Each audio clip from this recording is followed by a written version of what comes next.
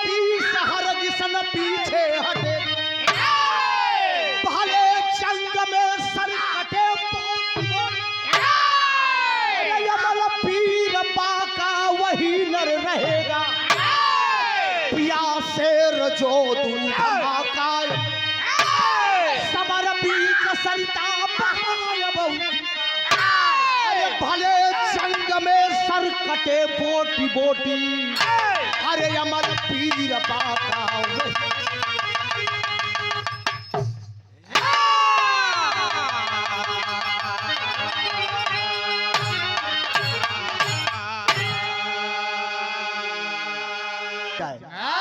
अगर मर्द मर्दांगनी का है मालिक, चुनौती से हरगिज न पीछे हटेगा। यमन मर्द हो, मर्द इंसान धरती पे कभी कभी अवतार लेता है। अब बाकी हिजड़ा मऊगा रोज पैदा हो तो रोजे मर। राजकुमार यादव जी बाहर सराय से 101 रुपया भैया को प्रणाम हो। पवन यादव जी आप लेहरा से 51 रुपया। नमस्ते बाबू को, घबराया ना आप। बाबू हनुमंत सिंह यादव जी आप बाहर सराय से 101 रुपया का पुरस्कार। एक कव्वाली का भाव लगा है राजकुमार यादव जी।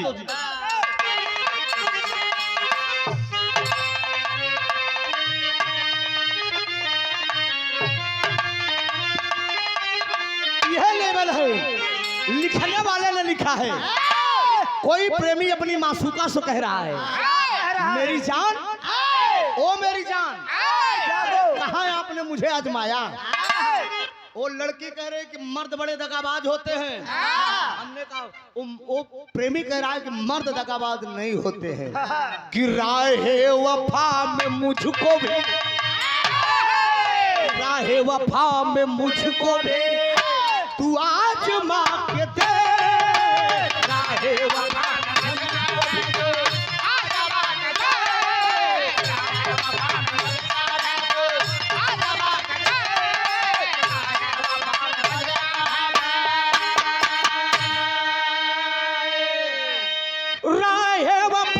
मुझको भी, अरे तू आज माँ के दे।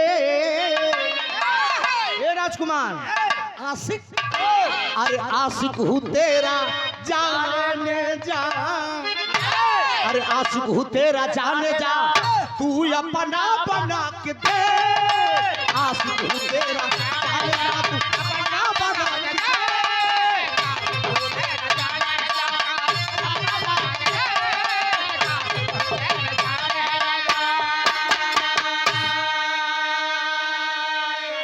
मेरे नौजवानों, लिखने वाले ने लिखा है, मास्टर अंगुली से हाथ हटे ना हारमोनियम, कि हिम्मत हो तो जंग, अरे हिम्मत हो तो जंग में पंजा मिला के दे, हिम्मत हो तो जंग में पंजा मिला के दे।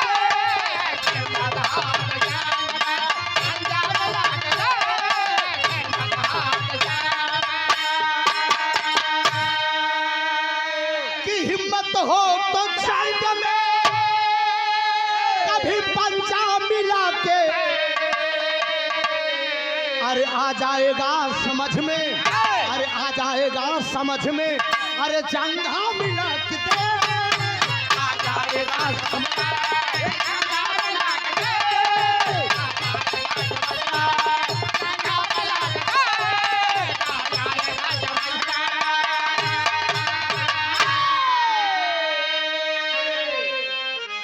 हेलो, लिखने वाले ने लिखा है, हिम्मत हो तो जंग में कभी पंजा मिला के देख, आ जाएगा समझ में, कभी जंघा मिला के देख।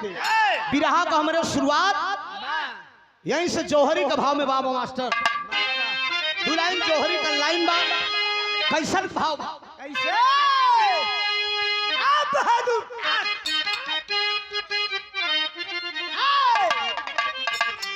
यह लाइन का भाव।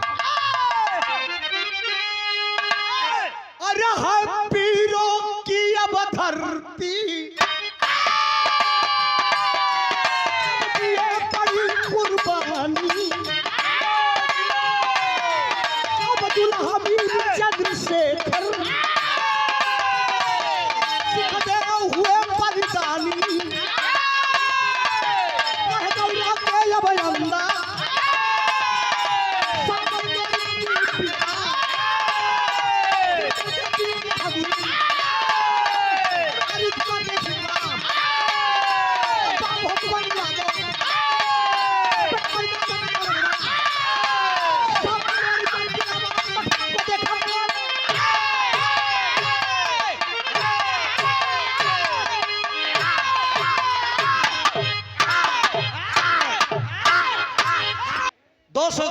पुरस्कार डॉक्टर साहब के कर मुदारा। बिरहा पर गौर करेंगे कहानी पर मित्रों आप लोग। ये बात उस समय की है गढ़गौरा के अंदर। ये भैया आवाज न हो, 15-20 मिनट खामोशी का परिचय। गढ़गौरा के अंदर सामर लोरिक दो भाई हैं। यादव खानदान की वीरताई है। गढ़गौरा के अंदर सामर लोरिक दो भाई।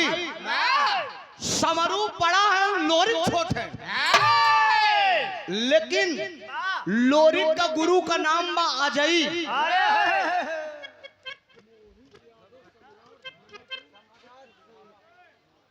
मोहित यादव, सम्राट धामापुर से 101 रुपया। साम्राज्य 101 रुपया। प्रकाश यादव भावी प्रधान प्रत्याशी, ये बाहर सराय से। हमें लगा तो कोई लड़ी न का यार तोरे आगे, तू अकेले रह गया। बाहर सराम और कोई प्रत्याशी नहीं है। ये तो वही है कि विश्व विजेता का खा कोई माई का लाल सामने लड़ ले, क्यों को वीरताई ने दिखा दी। ए बाबूजी, जात का धोबी जेकर नाम आ जाई, 12 मन का मुकदर भाजे।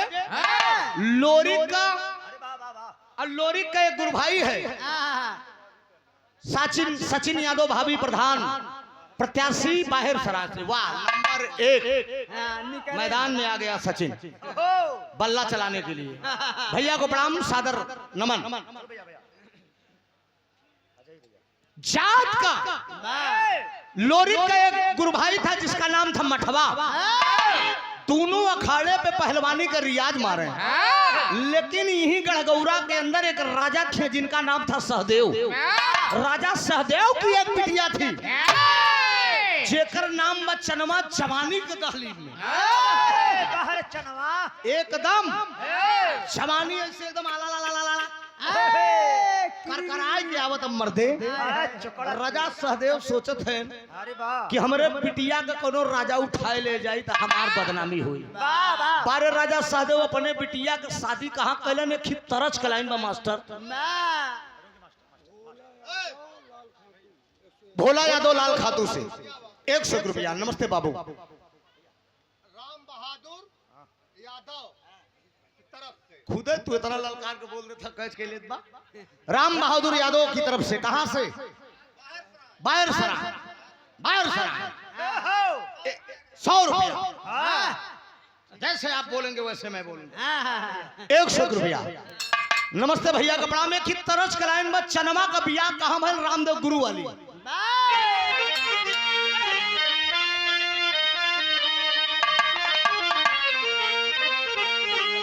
किया झूलरिया के पुनम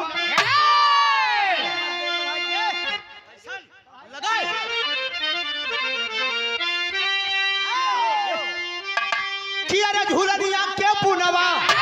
अरे टूटल ये राजा जवनिया दे गड़िया छूटल ए राजा।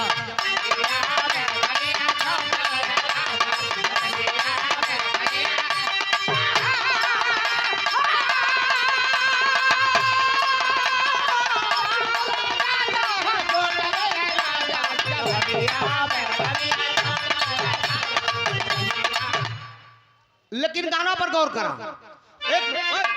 राजा सहदेव अपने बिटिया के बियाह कहां करन दे मास्टरवा। कि अरे गढ़गौरा से राम, कि अरे गढ़गौरा से राम। अरे चौरा में आईली चनैली हो मन के सजना न पाईली।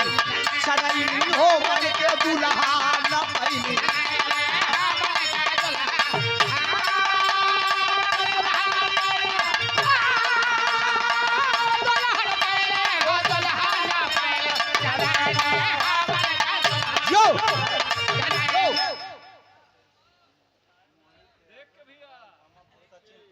मोहित यादव, सम्राट की साम्राज्य सचिन यादव भावी प्रधान प्रत्याशी बाहर से 200 रुपया। भैया थोड़ा से आप लोग थोड़ा से दब जाइए, उधर बैठ के लोग सुन रहे हैं कुछ। और थोड़ा सा बाबू हल्का से आप दब जाइए।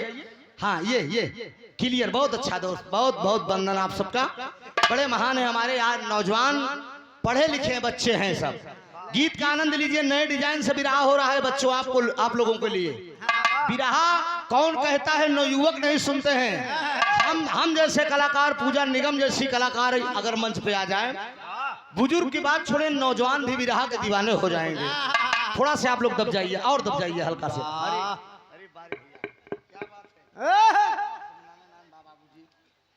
जोरदार ताली बजाकर आप लोग सम्मान कर दीजिए विराह के बड़े जाबाज कलाकार आदरणीय कमलेश यादव उर्फ बालाजी, जिला सैदपुर गाजीपुर से धरती, बहादुरों की धरती, जहाँ कलाकारों की धरती है। हमारे बड़े ही अजीज हैं, बड़े ही मित्र परम मित्र हैं। पहली मुलाकात तो वही मिर्जापुर में हुई थी। पहला कार्यक्रम जब पूजा से मिर्जापुर में हुआ था, तब से तो साला न जाने कितने प्रोग्राम हुआ। बड़ी दूर दूर मुलाकात हुई। पूजा बड़ी अच्छी कलाकार है, विराह की बड़ी हंसमुख गायिका है। टेंशन नहीं लेने का। हाँ? वो छत्तीसगढ़ वाला साला आधा मैंने अभी नहीं देखा, मैं दीवाना हो गया था। आपका नहीं, उस आधा का दीवाना हुआ था। होता है हमार सुभाष सिंह लाइन हो। शिवहरी रहले पुरुषार्थ विहीन हो, अरे गोरिया मिलल बाटे बड़े नमकीन।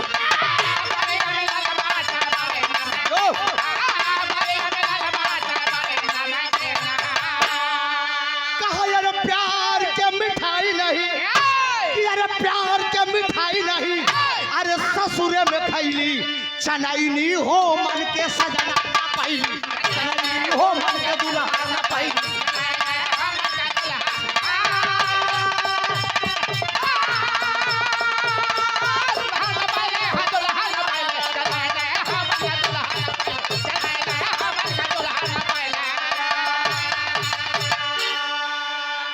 कहानी के साफ साफ आप लोग समझत चला। राजा सहदेव अपने बिटिया का बियाह गढ़गौरा से रामचौरा में कर दिए। उनके बिटिया का मनसेधु का नाम बा शिवहरी। बियाह तो हो गए चनवा का, लेकिन ए बच्चे ए बेटा बगल हटो, और दबो हल्का से, हट जाओ बेटा, और थोड़ा से हाथ जोड़ते ये भैया रहा, हाथ जोड़ते।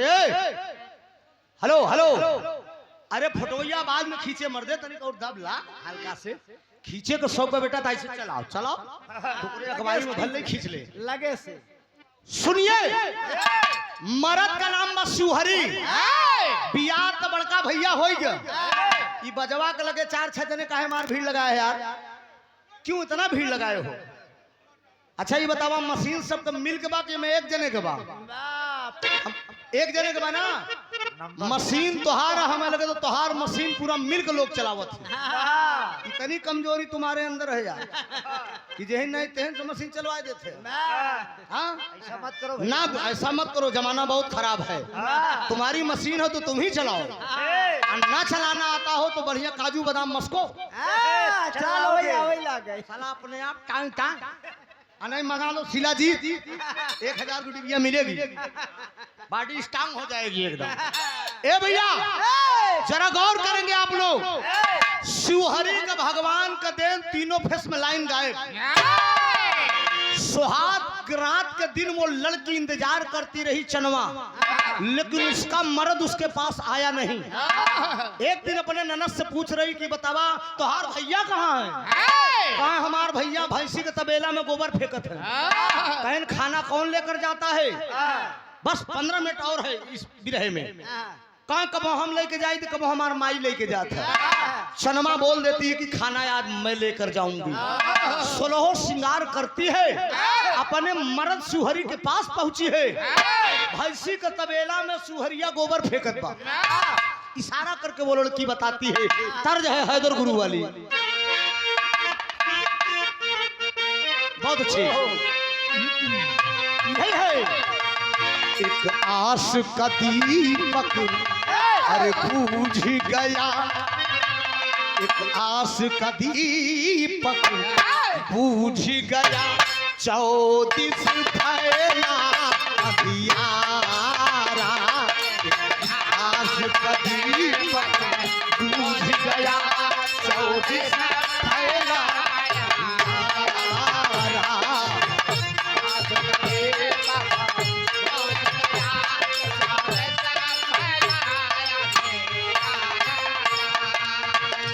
बाबूजी वो चनमा अपने पति से क्या कह रही है?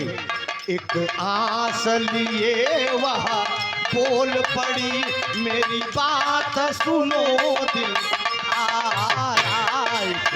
आस लिए वहाँ बोल पड़ी मेरी बात सुनो दिल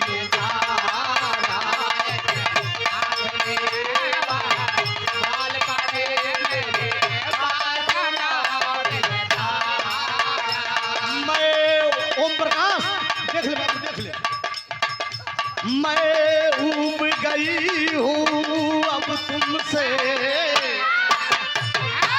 मैं ऊब गई हूँ अब तुमसे नादान बलम हमारा एक आस लिए वहाँ बोल पड़ी मेरी बात सुनो दिलदारा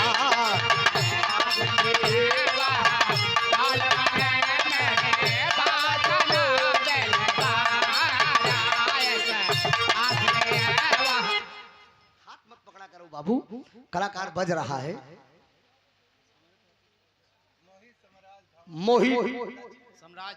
मोहित सम्राट सचिन प्रधान पद के उम्मीदवार बाहर सराय से दूठी कैंडिडेट बाहर सराय में लड़त है। तीसरवा चौथवा देखा कोई निकलता है। 100 रुपए का पुरस्कार। दिनेश यादव जी आप लाल खातू सुघर से हमारे साले साहब बड़े साले साहब के आप साधु हैं। 100 रुपए का पुरस्कार है।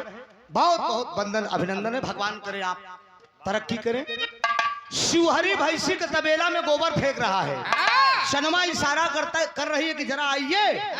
इतनी गजब को लड़की सजी है लेकिन शिवहरिया का कोनो मतलब ही नहीं। या से वो नपुंसक था किसी काम का नहीं था। वो आया है पास में। वो चनवा कहती है कि पिया एक बात मेरी सुनिए। भोजन करने के लिए जब वो बैठ जाता है तो अंतरे में वो कह क्या रहा है? तुम काम तो दिन भर करते हो राम नहीं अब करते हो।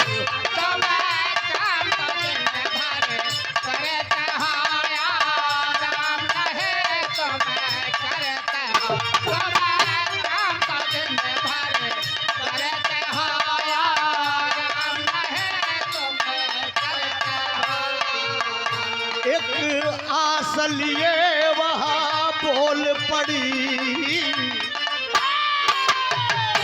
एक आस लिए वहाँ बोल पड़ी मेरी बात सुनो अब हजारा। आस लिए वहाँ बोल पड़ी मेरी बात सुनो दिलदारा। यो राजकुमार भैया को निपटो भैया से। राजकुमार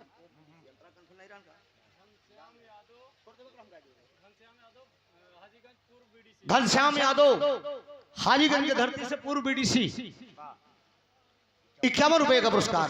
चरमा शिवहरी से कह रही कि क्या कारण है आप मेरे पास नहीं आए? शिवहरी बतावे लगा कहा सुना हम कोनो काम बनाई है तो का करे आई।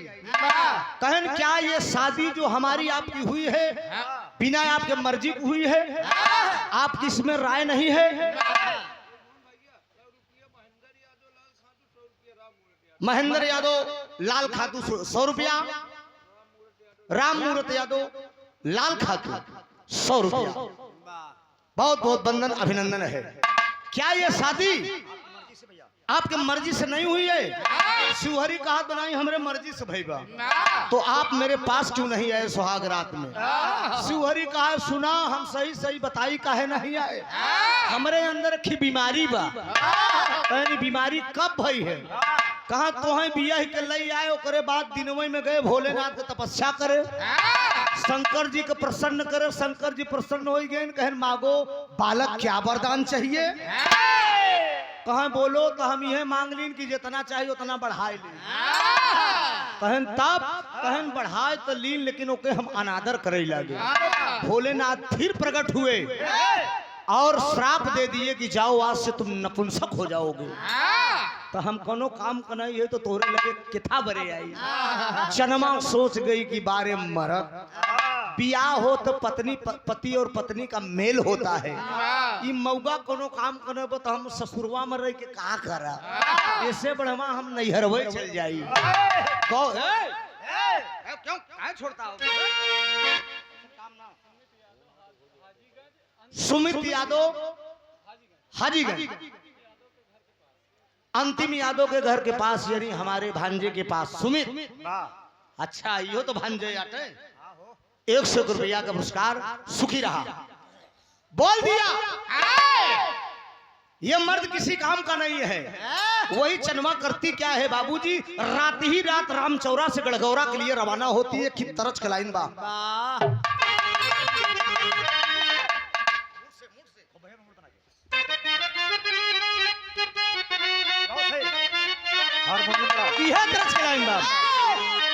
कि पिया परदेसिया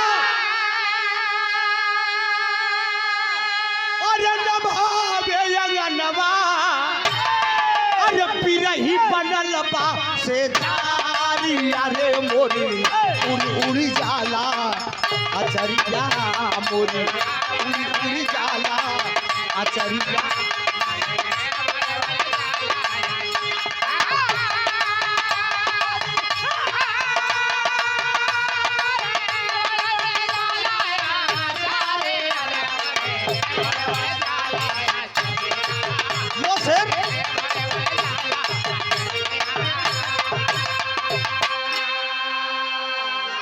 कहानी पर समझत चले मित्रों आप लोग। ये रामचौरा से चनमा अपने मैके आ रही है राजा सहदेव के घर पे। रास्ता में वही लोरी का जो गुरु भाई था मठवा अखाड़े पे रियाज मारे जात रहा। लेकिन इसके आगे की बात समझ लीजिए, वो जो राजा सहदेव की लड़की चनमा थी पूजा, चनमा को देख के मठवा मोहित हो गया। ये पूजा चनमा को देख के मठवा मोहित हो गया। एक बात जान लीजिए, हुस्न और इश्क, हुस्न कौन है? हुस्न लड़कियां होती हैं, इश्क लड़के होते हैं। लाख इश्क चाहता हो अगर हुस्न न चाहे तो कोई बाल नहीं बाका कर सकता। मठवा चनमा को चाह रहा है, लेकिन चनमा मठवा को नहीं चाह रही है। देखकर अखाड़ा में रियाज मारने जा रहा था, उस लड़की को जब देखा है तो वो मठवा करता क्या है, ये जगह चाप के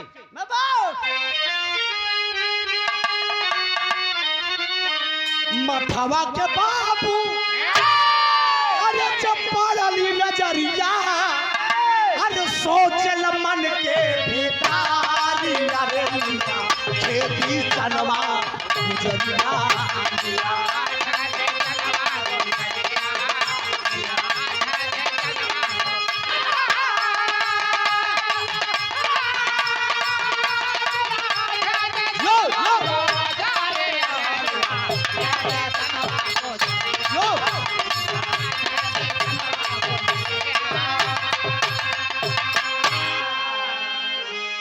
अखाड़े पर याद मारने चलो मठवा जा रहा था, लेकिन चनमा को खेत दिया कौन? मठवा। लड़की भागते चली जा रही है, आगे आगे चनवा और पीछे पीछे मठवा। रास्ता न सूझा तो हुआ क्या, रहिया में कुबई गड़ेरिया भेटैले, रहिया में कुबई गड़ेरिया भेटैले। अरे लग्गा लगाई के तब ओके गिरई, लग्गा लगाई के तब ओके गिरई।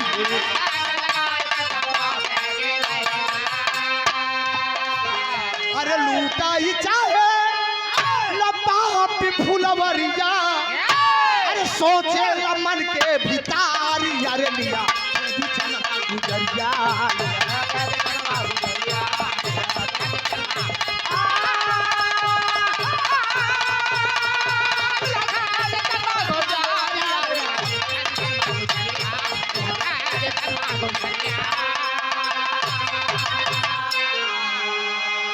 हेलो हेलो, जगन्नाथ यादव जी आप लेहरा से, गंगाराम यादव आप लेहरा से, ये सादर 101 रुपए का पुरस्कार है। बहुत बहुत प्रणाम हो, आशीर्वाद की वृक्षा है।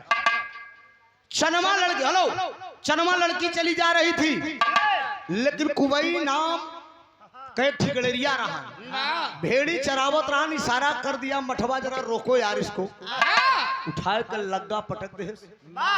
चनवा अरज गई, लग्गा में गिर गए। उसके बाद मठवा पहुंचा, कहा मेरी जान कहाँ जा रही हूँ? कहा दुल्हन कमजोर,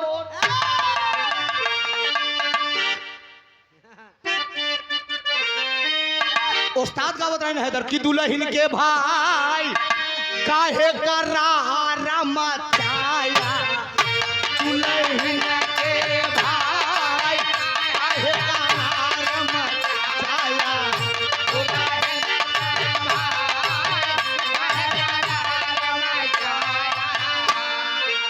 कहा जिंदगी भर ऐसा न भूलब, सुना बचन मोर सा, अरे हम ही बनब तोरी बहिनी का, अरे सरऊ खा सफा तारहार पहिनऊ भैया हो हार पहिनऊ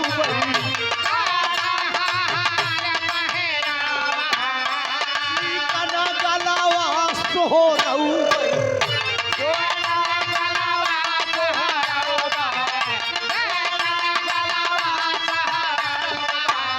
बोल पैना मीठा सा बहिनी का मीठा मरदवा, सढ़ुआइन खास छलकत किया लहा भैले खेला, लहा भैले, लहा भैले खेला, लहा भैले, लहा भैले खेला, लहा भैले, लहा भैले खेला, काहे करार मचाया, लहा भैले खेला, भीमसेन हिडिंबासुर से अब बोले वचन करार, अरे पालेपन में बरज न पाया, सरऊ पहिनी भई नया वारा, ससुर के बेटवा, ए भैया हो ससुर के बेटवा,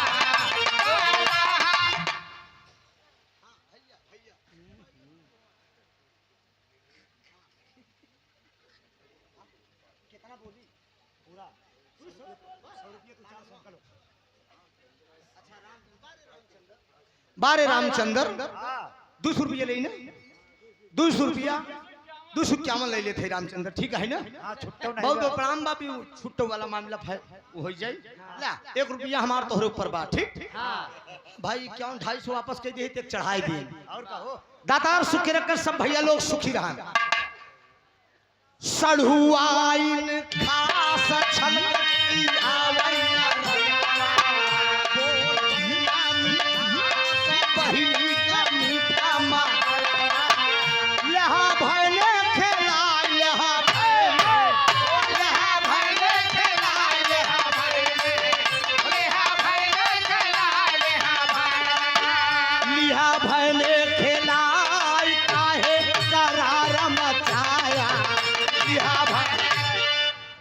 मजाक हो रहा है। अब अच्छा तुम छुट्टी कह दी घर दिना। मोहित यादव सम्राट हमापुर, सचिन यादव प्रधान प्रत्याशी बाहर से 100 रुपया, सुखी रात 5 मिनट और खामोशी दीजिए बाबूजी। मठवा पकड़ लिया, चनवा का तिरिया चरितम दय्यम न जाना। एक बात बताई पंचम मेहरारू को चरित्र पुरुष का भाग्य, अरे बाप रे, अगर ये नखराई जाए मेहरारू बालाजी नखराई जाए तो हवा खराब हो जाए। मेरी घरवाली जब रूठ जाती है तो पूरी गनमशीन हो जाती है।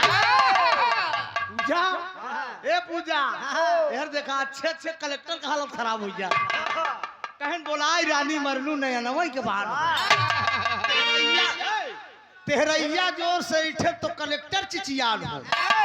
मेरे दोस्त चनवा मठवा से कहा हम तो का खुद ही चाहिए थी, कौनो जरूरत ना है, कहा फिर आवा, कहा आऊ बो नहीं, सामने इमली के पेड़ है, यही पर चढ़ के इमली तोड़ दे, तोड़ गिराई दे, हम खाई ले, ओकरे बाद राजा आवा। और मठवा चढ़ के मिली के पेड़े पे ये हीरे के लड़की चला राजा सहदेव को बिटिया लिया के पेड़े के चारों तरफ झाखर रूम दे और जब उतरा तो ही मरज ही गया आई तबले चनमा राजा सहदेव को घरे आई गई और मठवा पहुंचा एक दिन गढ़गौरा के अंदर कहा गढ़गौरा वालों सौने हीरे के जांघी में जोर होई आज के ठीक 7वें दिन चनवा का डोला मठवा के घरे जाई नहीं चौने हीरे के जांघी में जोर होई हमसे लड़के चनवा का डोला रोक ली बारे पूरे गढ़गौरा के अंदर हल्ला हो गया कि आज के 7वें दिन चनवा का डोला मठवा ले जाई जात का चमार यानी हीरे की बिटिया चमारे घरे जाएगी समझा ललकार दिया लेकिन बाबूजी लोरिक वीर कैलन का तुरंत इसी बीच में होली का पर्व आता है जब होली का पर्व आता है तो चनमा लोरिक को चाह रही है चुटकी में अबीर लेकर वीर लोरिक जो है गढ़गौरा के अंदर होली मिलने के लिए जा रहा है भाव बा का बा तेरी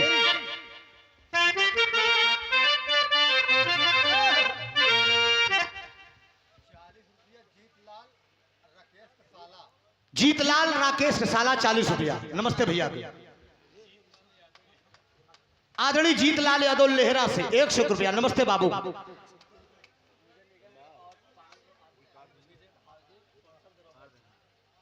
आदरणीय विजय बहादुर यादव दरोगा साहब जी के कर कनोदरा ये सादर 500 रुपए का पुरस्कार मेरे लिए और 500 रुपए का पुरस्कार पूजा जी के लिए 250 और है यार इनका दे दिए हो ना बड़े ईमानदारी से वापस कर दो इसलिए हराम की कमाई पचती नहीं है बालाजी मैंने कमा के भी देखा है वो कहीं न कहीं किसी न किसी बहाने चला जाएगा मोरे राम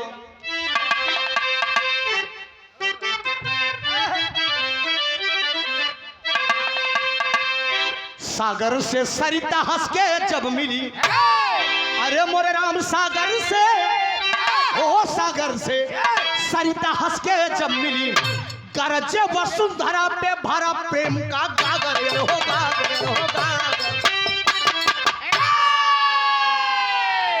गरजे वसुंधरा पे भरा प्रेम का गागर सागर से सरिता हंस के जब मिली पीर लोरी चुटकी में अबीर लेके गढ़गौरा के अंदर होली मिले चला तो देखी तरज कलाइन में मास्टरवा आइल बसंती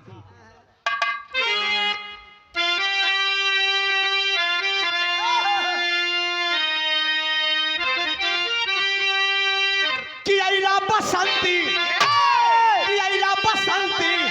अरे उड़ी लगा दी रे मोर देहिया भइल बा प्यार हारा धीरे मोरी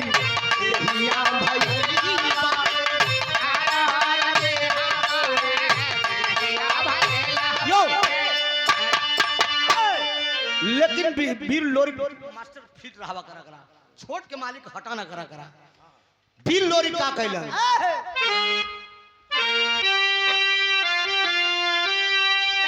कि होली का पावन अरे अब आइल दीनावा हो लोरी अपने चनैनी के लगाइले सीनावा हो लोरी अपने चनैनी के लगाइले सीनावा हो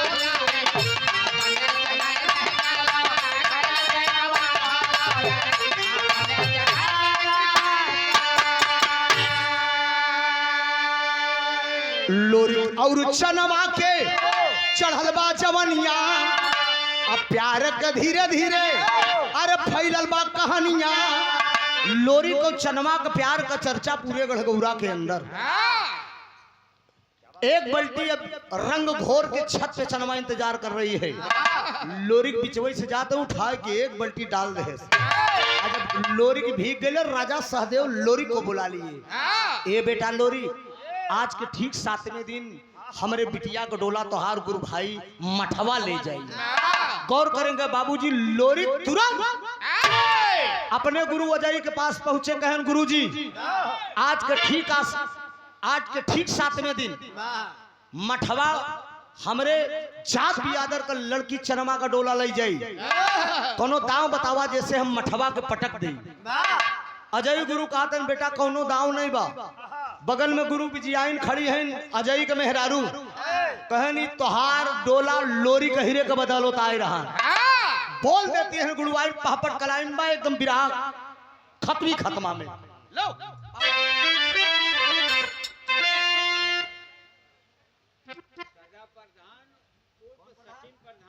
कौन प्रधान? सदा प्रधान, सचिन प्रधान, सदा प्रधान। सचिन बनेगा प्रधान ना, सचिन बनेगा ना, ठीक है तो 20 में बन जाएगा। अच्छा सदा प्रधान का लड़का सचिन यानी उनके पिताजी पापा भी प्रधान थे और ये लड़का भी बनने जा रहा है। धन्यवाद, ये शुभ आशीर्वाद। एक मिनट नहीं घबराना, दुकानदारी आएगी भैया। गुलाब यादव जी आप बोहरी से कितना ले? 100 रुपया 100 वापस करिए। धन्यवाद। आइए बाबू।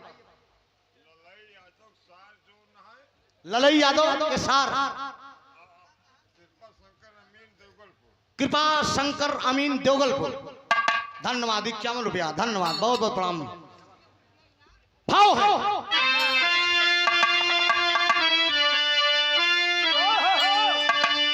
अरे बोल पड़िल गुरुवाई तौने छनमा खुनमा सुल गेला। अरे बोल पड़िल गुरुवाई तौने छनमा खुनमा सुल गेला। अरे जाके मरिया मरवा के तू छनमा खुनमा सुल गेला।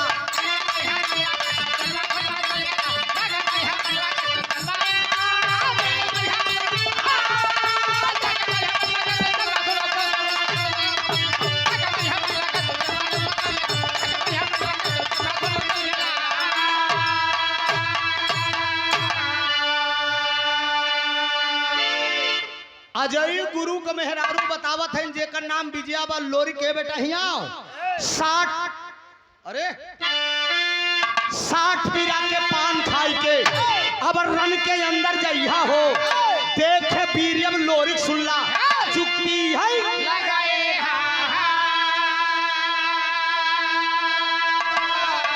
अरे देखी फेर के बैरी जब नया नवा खुनवा सुल गेला। अरे छट से काटा फेर के काटा खुनवा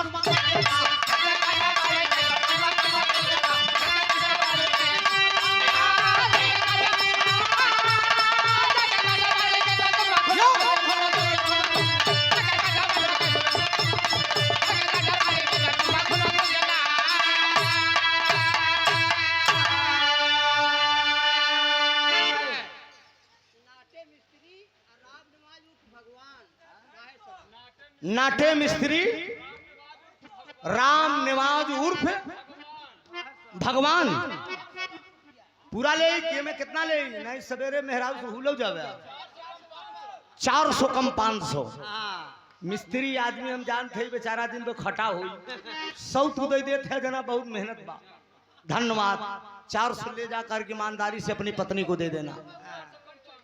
धन्यवाद बहुत बहुत 400 को लौटा जल्दी बहुत बोल ले ला 400 ले ला। मन में फिर अगर कोनो बढ़िया बात आई तो लेके आ जाए।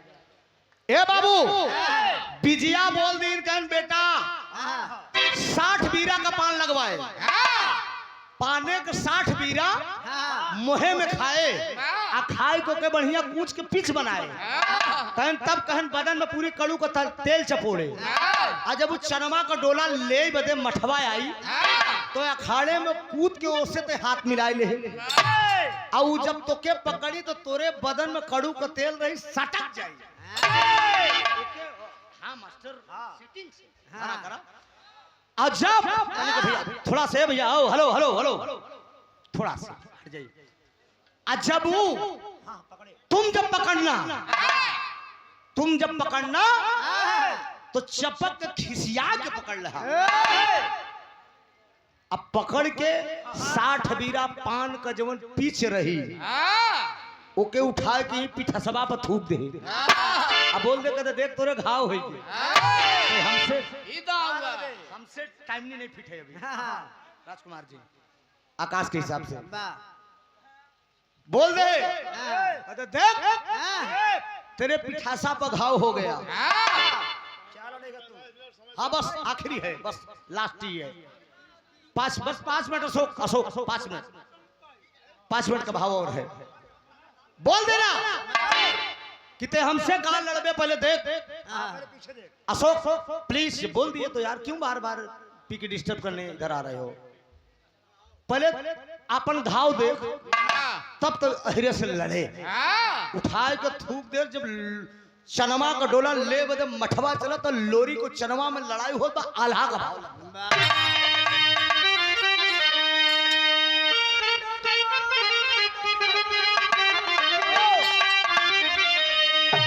अरे लोरी के और चनमा में अरे होला जब लड़ाइया, अरे धरती का करता बाबू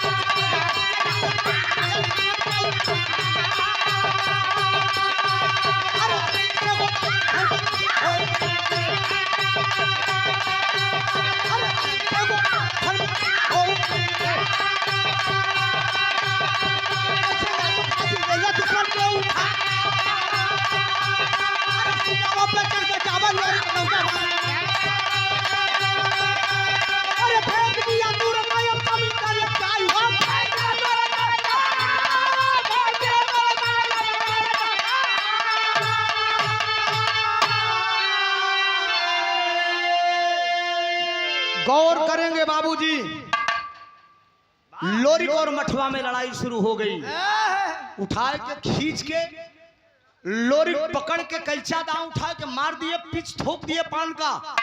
मठवा मुट के पीछे जब देखने लगा, उठाए के बीर लोरी के कैचा दांव होते ऐसे खींच के मारला। मठवा का गर्दन झूल गए भैया। जब गर्दन झूल गई, बगल में घूर था, उठाकर बहा दिए लोरी। घुरुआ में पूरी शरीर धस गई, खाली इतने बचा हुआ। इशारा कर रहा है मठवा की, एक मिनट मुझे पानी पिला दो यार। पानी पिलाने के लिए लोरी जा रहे हैं, लेकिन गुरुआइन विजया कलन के सुना ई पाई तो के दाप के चकना चूर कही दी। कहीं गुरुआइन का करी, कहीं बासे के 60 पोड़े के चोंगा बनवावा, उस चोंगा से पानी तुम मठवा का पियावा। गौर करेंगे बाबूजी, लोरिकांड में यह बताया गया, वही गढ़गौरा का बहादुर सबरू का भाई लोरी। बलिया में आप जाएंगे तो लोरी का अखाड़ा देखने के आपको मिलेगा। और सोनभद्र में आप निकल जाएंगे, क्यों बालाजी, सोनभद्र में आप, सोनभद्र जहां ये पुलिस के नौजवानों की ट्रेनिंग होती है, वहां मारकुंडी पहाड़ पर वीर लोरी का एकदम चनमा मंजरी के प्यार में जब तलवार चलाए हैं, घोड़े पे सवार, वो पहाड़ पे पूरा चिन्ह वीर लोरी का बना हुआ है। चूंकि उस पहाड़ पे आज से 4 साल पहले आदरणीय विजयलाल यादव जी का हमारा प्रोग्राम भी हुआ था। एक ऐतिहासिक मंच भी है वो सोनभद्र में। बोल दिए, लड़ाई हुई, उठाकर बहा दिए। बासे का 60 पोड़े का चोगा बनवाए को, चोगा से पानी लोरी मठवा को पियाए। जब पानी पिया मठवा, मरते मरते अपने समाज के लोगों से एक बात वो मठवा बोला, मैं दुनिया छोड़ के जा रहा हूं मेरे समाज के लोगों, लेकिन याद करना जिस तरह से लोरी ने गद्दारी किया है, ये घूर, ये पांस अगर आप अपने सिर पर इस्तेमाल करेंगे तो जीते जिंदगी आप अपनी मैयत उठाएंगे। जौने गौतम भाई की चीज के जानकारी बा, यहाँ लगाए ले ही कहीं भी लगाए देंगे, चाहे दुबे जी, चाहे खान साहब, चाहे ठाकुर साहब, पटेल जी, किसी के यहाँ मजदूरी करने जाएंगे, लेकिन सिन पर घूर का इस्तेमाल नहीं करेंगे। आखिरी भाव है मेरे बिरहे,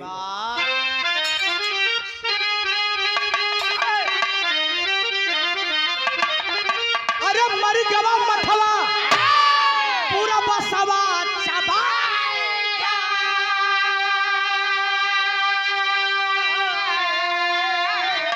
अरे लोरी का पीरा दिहले घूरा वही में गाड़ा वाई हो, लोरी पीर दिहले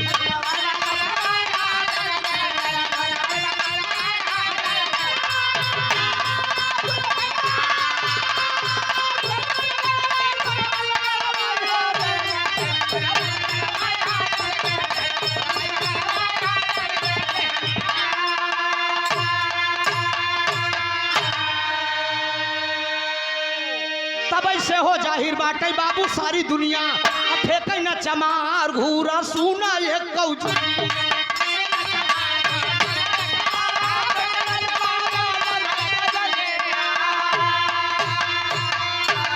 अरे यादव अनिल कुमार लिहले वही कलमा हटाई लोरी कबीर दिहले घूरा वही मगड़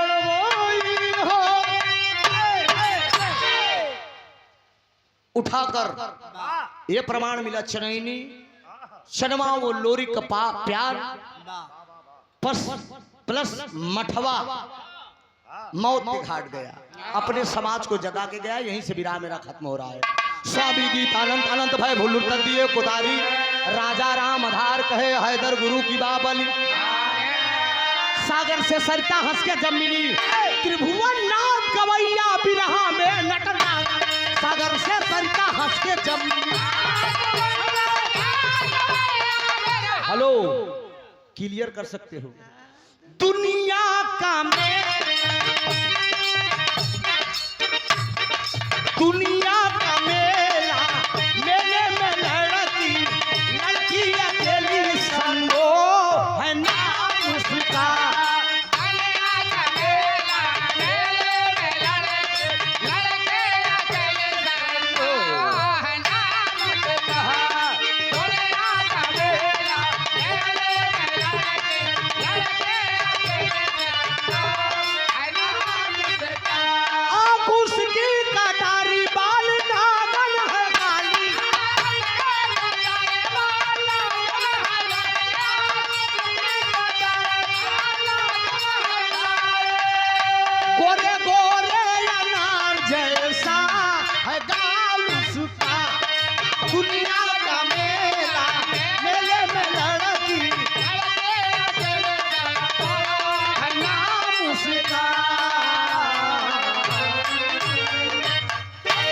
बहुत बहुत धन्यवाद आप सबका।